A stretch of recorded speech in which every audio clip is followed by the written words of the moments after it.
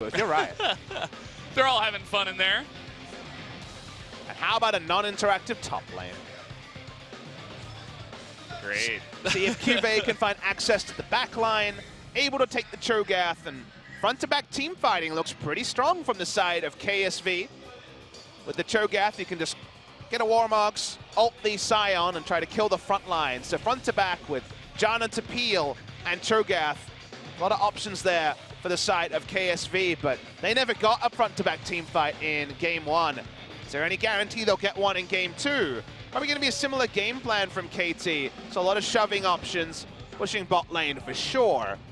Getting the Rise unleashed on the map. I expect KT to put even more emphasis into ending the 2v2 laning phase early. Scion is super flexible about lane assignments. The Rise can play side lanes very famously. So nice draft from the side of KT, but KSV just kind of want to do it once more with feeling when it comes to the team fight comp. With Ambition on the lineup, if he gets as much of a leash as Haru was able to get in Game 1, who's to say that? Yeah.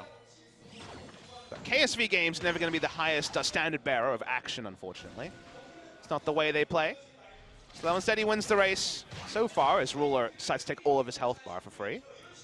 Well, they're desperately trying to make action happen. As Score says, hey, we got an opportunity here on Takori JJ. There's the knockup, nicely done by Mata. Looking for just a bit more damage. There it is, first blood. Goes over to Score. TP's gonna cancel out. Zoe actually coming in. He can just return. They haven't used too many tools to try to make this happen.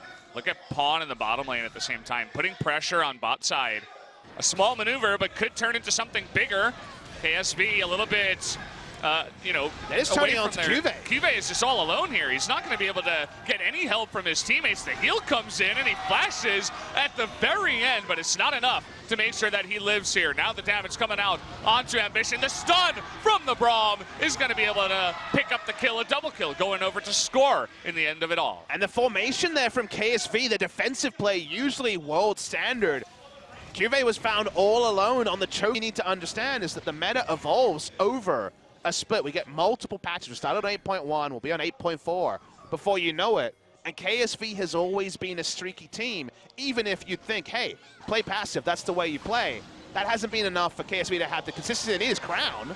Trying to go 1v1, and that turns into a 2v1 real quick when he got them OP boots. Kha'Zix, who was 3-0 before, now he's 4-0 with double Infernal. Score beginning to pop off. Threat in this area, but she's wave clearing topside. Rise drawing a Zoe away.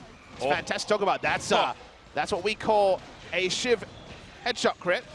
And he stood on a trap. Yep.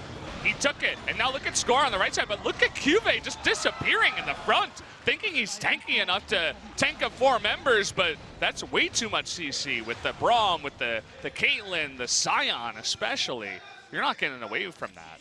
QV walks up, no one is backing him up. The Janna is trying to channel the ultimate, mostly to help out Ruler and to give her team-wide Ardent Sensor. Just doesn't matter at this stage, Valdez. Another extension of Game 1, it feels like, is Game 2. This funk that KSV is in doesn't look any closer to ending. Now, I remember their first match back after losing to Kongnu Monster was against MVP, and that was the map where they took 5 initiators and started. We saw Ruler on Tristana jumping in with the Dazzle to make play. Seraphs. So far, so good. Kill me. Nope. A lot of members that can say that on the side of KT right now. Trouble Bubble will finally hit here. Let's see if they get a bit of damage. Mata not going to go unbreakable. Yeah, Ruler getting low. Deft in the face of danger, just trying to shoot everybody down. But here it is, the flash forward, but he still hits the Braum. It's going to be enough to get the Braum at least this time around. Sad day for Sejuani, but at least he's able to find a kill. It gets the single kill because Pawn was not able to rotate fast enough. But it's just a kick towards mid lane. The slow comes down onto Ruler. I think they're looking for the Score. It could be onto Crown too. There it is. A couple of moves and down she goes. Disappears, does the Zoe, and it might not just be her, the Cho'Gath. Also, QV not able to get out of there. Locked up. Make that a couple of kills. Some poke from the left side, and then Score coming in for the alley-oop. They surprised them with aggression there. Score went in. They weren't expecting him to go into a grouped fight. Ambition threw his ult out after 2 people were already dead because he thought he was the one flanking and threatening from one side. They're turning onto Ruler, but a lot of damage onto Deft. Cheek Scion from the top side too, saying, hey, get away from my Caitlyn. They're going to start the Baron here. Ambition still alive with the smite. Smeb's going to go for the interrupt. He's in the back line. He doesn't take damage, as we know. Well, they're going to lock down Ambition here, who charges into a Scion. Maybe not the best idea. Look at that backline damage, though. Trying to get on in there. It's not enough, as Ambition will eventually go down. KT too low to continue on the Baron, but they scoop up another kill. And while Ruler does damage, he can't fight front to back because QV was dead that time. They haven't been able to actually get fights because KT aren't engineering them. Score was the MVP in that last fight. Actually making something of being a fed Kha'Zix, because Kha'Zix in team fights, we know that it's hard to engineer. He shows ultra aggression to go in the face of someone like QV, who feasts him for 80% of his health in just the start. But by the time Ambition responds to the aggression from Score, it's too late. They've already lost the team fight. They don't lose the Baron from it just yet. But you see that Sejuani still hasn't respawned often, but it is, of course, the Scion this time. We're getting to a point in the game where even Cho'Gath is an option. But here it is. The ultimate comes forward and hits the Braum again. He's dead. Blow him up. Nicely done. And Smeb coming forward with Score, but it's not necessarily enough to get into one down here. Deft, though, lots of room on the left side. Takes out Ambition, but down goes Smeb at the same time. Score coming in for the assassination. Not enough, as Crown gets away, but still. Deft. Okay, he's trying to 1v1, and Ruler's going to win that. The Scion passive is not enough to get him, but Pawn coming in to clean up the kill. What a close fight. Only 2 members remain. It's available for KT, depending on how they want to play this one out.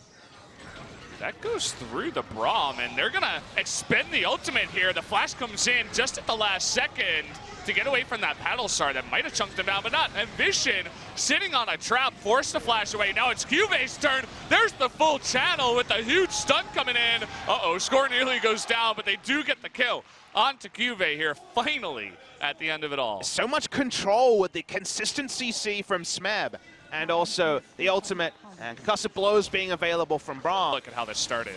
Just a bit of damage onto Ambition to start it.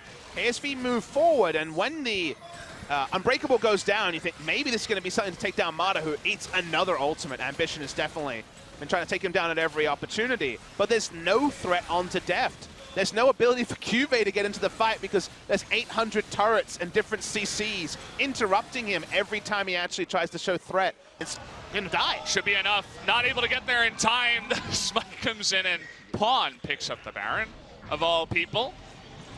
Man, that was some real sleight of hand. That was Kha'Zix being like, hey, I'm normalizing away. It doesn't help the scenario in either way.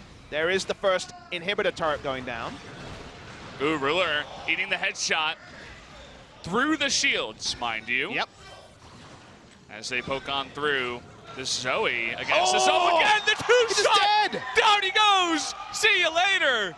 And that might just be it. They don't have a damage threat now outside of the Zoe. And with the Baron round, KT picks up Braum. And from there, I mean, Mata was having a really fun game against Sejuani. He's like, ult me. I dare you, over and over. And that's exactly what happened. Watch this replay. It's a headshot from the trap. Ruler stepped on a trap. I guess, I mean, Core JJ actually had the Mikhail's Crucible. I guess it was late, but of course that's not going to cancel the effect of the first auto getting the trap bonus. So 2 shots there. A trap auto and then just a headshot crit. Hey, KT just want to end it. They're going to go for it. At this point, death timer's too long. That's going to be the first turret. Lots of members on KSV desperately trying to push them away. They want to get onto Deft, but they just absolutely cannot. And it is going to be enough. They pick off the Zoe. That last damage goes down, and that's going to do it. KT just playing with their food at this point. Down goes the Nexus, and the 2-0 victory for KT comes through. Big win for KT Roll. So they end the first round robin 7-2. Maybe enough to guarantee them second. They cannot get game score ahead of Kingzone Dragon X. And of course, the Freak of Freaks also going to be in a great spot when it comes to top 3. We now know our top 3. It will be Kingzone, Afrika, and KT Rolster at the end of the first round robin. The placings will be determined in future matches, but you see the claps in